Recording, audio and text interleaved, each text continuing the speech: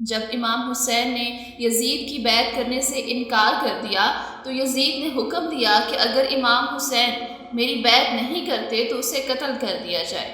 تو امام حسین نے خون خرابے سے بچنے کے لیے مدینہ چھوڑنے کا فیصلہ کر لیا۔ پھر امام حسین اپنے کچھ ساتھیوں کے ساتھ مدینہ چھوڑنے لگے، جن میں عورتیں، بچے، بوڑھے اور جوان بھی تھے۔ کل ملا کر یہ 72 لوگوں کا قافلہ تھا۔ چلتے چلتے کربلا کے میدان میں جا پہنچے اور کربلا کے میدان میں پڑاؤ ڈالا، مگر پیچھے یزید کی فوج بھی کربلا کے میدان میں آ پہنچی۔ سب سے پہلے یزید کی فوج نے پانی پر اپنا قبضہ کر لیا اور امام حسین اور ان کے ساتھیوں پر پانی بند کر دیا۔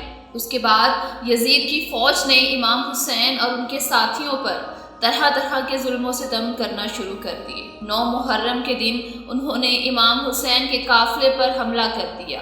یہ دیکھ کر امام حسین نے حضرت عباس سے کہا کہ اے عباس، یزید کی فوج کے پاس جاؤ اور ان سے کہو کہ ہمیں اللہ کی عبادت کے لیے 1 رات کی مہلت دی جائے تاکہ وہ اللہ کی عبادت کر سکے۔ پھر حضرت عباس یزید کی فوج کے پاس جاتے ہیں اور ان کو امام حسین کا پیغام سناتے ہیں۔ یہ سن کر یزیدی فوج کا کمانڈر سن کر ہنسنے لگا کہ 1 رات کی پیاس سے ان کا اور بھی برا حال ہو جائے گا اور صبح تک یزید کی بات کو مان لیں گے۔ یہ سوچ کر یزید کی فوج نے امام حسین اور ان کے ساتھیوں کو 1 رات کی مہلت اور دے دی۔ یہ فیصلہ کیا گیا کہ اب جنگ 9 محرم کو نہیں بلکہ 10 محرم کو ہوگی، اور 9 محرم کی رات آ گئی۔ رات بھر امام حسین اور ان کے ساتھیوں نے اللہ کی عبادت کی اور پھر رات ڈھلنے لگی اور صبح کا سورج طلوع ہو گیا۔ امام حسین نے علی اکبر سے کہا، اے بیٹے جاؤ اور اذان دو۔ پھر علی اکبر نے اذان دی۔ اذان کے فوراً بعد آپ نے فجر کی نماز ادا کرنی شروع کر دی۔ اتنے میں یزید کی فوج نے امام حسین کے ساتھیوں پر حملہ کرنا شروع کر دیا۔ پھر امام حسین کا ایک ایک ساتھی شہادت کا جام پیتا گیا۔ کبھی قاسم شہید ہوتے تو کبھی علی اکبر شہید ہوتے، کبھی حضرت عباس شہید ہوتے تو کبھی اونو محمد شہید ہوتے، تو کبھی ننھے اصغر شہید ہوتے۔ ایک ایک کر کے خاندان رسول کے سارے افراد شہید ہو گئے۔ اس کے بعد جب کوئی بھی نہ رہا تو امام حسین اپنے ہاتھوں میں تلوار لیے نکلتے ہیں اور آپ ایک سے دوسرے خیمے میں گئے جہاں بہن بیٹیاں اللہ کی عبادت کر رہی تھی۔ حضرت امام حسین فرماتے ہیں، اے میری بہنوں اور اے میری بیٹیوں، اپنے حسین کا آخری سلام قبول کرو۔ پھر آپ اس خیمے سے باہر نکلتے ہیں اور دوسرے خیمے میں جاتے ہیں جہاں آپ کے شہزادے امام زین العابدین بیماری کی حالت میں اپنے بستر پر پڑے ہوئے تھے۔ حضرت امام حسین فرماتے ہیں، اے بیٹے اٹھو اور اپنے باپ کا آخری سلام قبول کرو۔ یہ سن کر زین العابدین فوراً اٹھتے ہیں اور دیکھتے ہیں حضرت امام حسین کے ہاتھوں میں تلوار ہے اور پورے خون سے رنگے ہوئے ہیں۔ پھر آپ زین العابدین سے کہتے ہیں کہ ظالم یزیدیوں نے اہل بیت کے سارے خاندان کو شہید کر دیا ہے۔ اپنے نانا کے دین کو بچانے کے لیے میرے لختے جگر نے شہادت کا جام پی لیا ہے۔ بس اتنا سنتے ہی زین العابدین کسی سہارے سے اٹھتے ہیں اور کہتے ہیں، بابا آپ مجھے اجازت دو، میں میدان جنگ میں جاؤں گا۔ تو یہ سن کر امام حسین فرماتے ہیں کہ بیماروں کو جہاد کرنے کی اجازت نہیں ہے، تم خاندان اہل بیت کے چراغ ہو اور تمہیں تو یزید کے دربار میں خطبہ بھی سننا ہے۔ یہ سن کر زین العابدین زاروں کے تار رونے لگے۔ اس کے بعد امام حسین الوداع کہتے ہیں اور میدان کربلا میں جاتے ہیں۔ امام حسین جیسے ہی کربلا کے میدان میں جاتے ہیں، سب سے پہلے یزید کی فوج سے فرمایا انہوں نے، اے لوگو، میں تمہارے رسول کا نواسہ ہوں، میں وہ ہوں جس کو تمہارے نبی صلی اللہ علیہ وآلہ وسلم نے اپنے کندھوں پر سوار کیا ہے، میں وہ ہوں جس کے لیے تمہارے نبی صلی اللہ علیہ وآلہ وسلم کہتے تھے کہ حسین مجھ سے ہے اور میں حسین سے ہوں۔ اے لوگو، آج تم نے حسین کو تکلیف پہنچائی ہے، تم نے اس دنیا کے بدلے دوزخ کو لکھ لیا ہے۔ اے لوگو، بتاؤ میرا قصور کیا ہے؟ کیا میں نے کسی کا کوئی حق مارا ہے؟ کیا میں نے کسی پر ظلم کیا ہے؟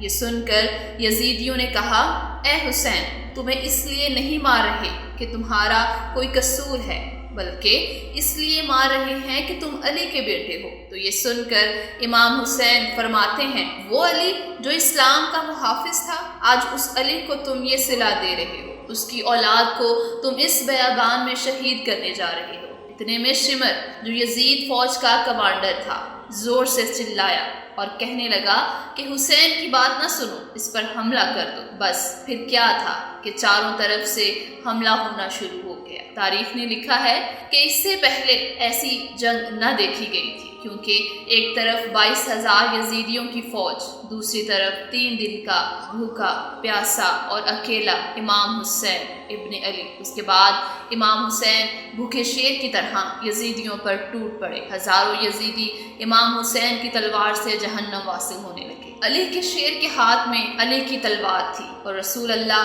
صلی اللہ علیہ وآلہ وسلم کے گھوڑے پر سوار تھے۔ تاریخ میں لکھا ہے کہ یزید کی فوج بھاگتے بھاگتے کوفہ تک جا پہنچی۔ اتنے میں ابن سعد کہتا ہے، شمر خاموش کیوں کھڑے ہو، سب ایک ساتھ حملہ کرو۔ ڈر کے مارے شمر کہتا ہے کہ اگر میں جاؤں گا تو مارا جاؤں گا۔ جو حسین کے بچوں سے نہ لڑ سکا وہ حسین سے کیا لڑے گا، اس کی رگوں میں تو علی کا خون دوڑ رہا ہے۔ اتنے میں شمر چلایا کہ جاؤ اور جا کر حسین کے خیمے میں آگ لگا دو۔ اس کے بعد امام حسین کے خیمے میں آگ لگا دی گئی۔ اس کے بعد شمر کہتا ہے کہ حسین پر ایک ساتھ تیر چلاؤ۔ اس کے بعد ہزاروں کی فوج نے ایک ساتھ تیر چلانا شروع کر دیے۔ حضرت امام حسین کبھی فوج کی طرف جاتے تو کبھی خیمے کی طرف جاتے۔ اتنے میں عمر بن سعد کہتا ہے کہ جس کے پاس جو چیز ہے وہ پھینک کے مارو۔ اس کے بعد کسی نے نیزہ مارا اور کسی نے تلوار، کوئی پتھر مار رہا تھا اور کوئی تیر اٹھا کر مار رہا تھا، اور جس کے پاس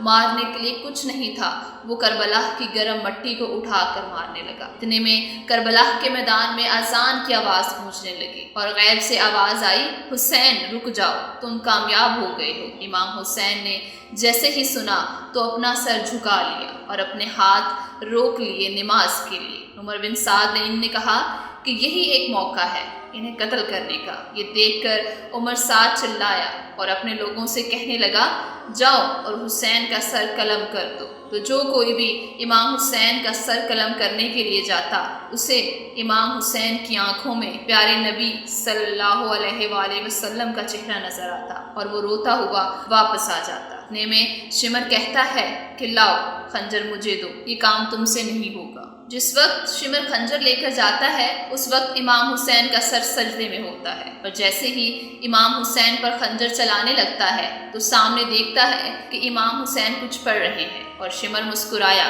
کہ امام حسین کو اپنے کیے کا پچھتاوا ہو رہا ہے۔ تو شمر نے کان لگا کر سننا شروع کر دیا۔ امام حسین کہہ رہے تھے کہ اے اللہ ہماری شہادت کو قبول فرما، میں نے دین کے لیے اپنا سب کچھ قربان کر دیا ہے۔ شمر نے جب دیکھا کہ امام حسین اس حال میں بھی اللہ کا شکر ادا کر رہے ہیں تو وہ بہت حیران ہوا۔ اتنے میں امام حسین نے آنکھیں کھولی اور کہا، اے بدبخت تجھے پتہ نہیں کہ میں کون ہوں؟ تو اس نے کہا، مجھے پتہ ہے کہ تم نواسہ رسول ہو۔ تو امام حسین نے کہا، تو پھر بھی میرا قتل کرنے جا رہا ہے؟ تو شمر نے کہا کہ تجھے قتل کر کے مجھے حکومت ملے گی۔ اس کے بعد شمر امام حسین کی گردن پر خنجر چلاتا رہا اور امام حسین اللہ کا ذکر کرتے رہے۔ اس طرح نواسہ رسول کا سر مبارک تن سے جدا ہو گیا۔ اس کے بعد یزید کی فوج نے اہل بیت کی ایک ایک چیز کو لوٹنا شروع کر دیا، اور یوں 10 محرم 61 ہجری کو اندھیرا چھا گیا، گہرا اندھیرا چھا گیا۔ سلام